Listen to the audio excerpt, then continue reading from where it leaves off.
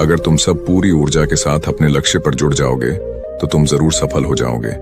लेकिन अगर तुम ऊर्जा को गलत जगह पर लगा रहे हो तो तुम्हारी ऊर्जा बिखरने लगेगी, और जब ऊर्जा बिखरने लगेगी तो तुम कभी भी अपने लक्ष्य को प्राप्त नहीं कर पाओगे।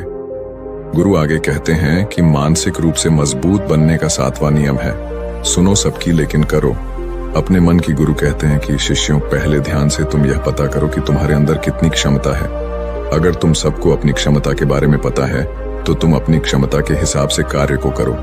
भले लाखों लोग तुमसे यह बोले कि तुम इस कार्य को नहीं कर सकते हो, उस कार्य को नहीं कर सकते हो, तो तुम कभी भी उन पर भरोसा नहीं करना या उनके हिसाब से मत चलना, क्योंकि शरीर तुम्हारा अपना है।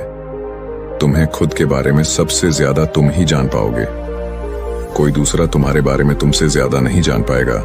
तुम सबको अपने अपने बारे में पता होगा, अपनी अपनी क्षमता के बारे में पता होगा कि तुम इस कार्य को या किसी भी कार्य को कैसे कर सकते हो।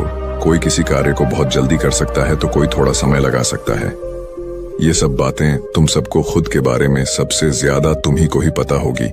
इसलिए तुम्हारे अंदर जो क्षमता है, अपनी क्षमता के हिसाब से ही अपने कार्य का चुनाव करो।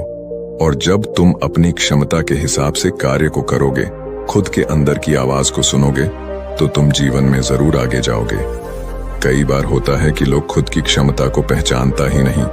जैसा दूसरे लोग कह रहे हैं वह वैसा ही करने लगते हैं और अपनी जिंदगी का ढेर सारा समय यूं ही बर्बाद कर देते हैं।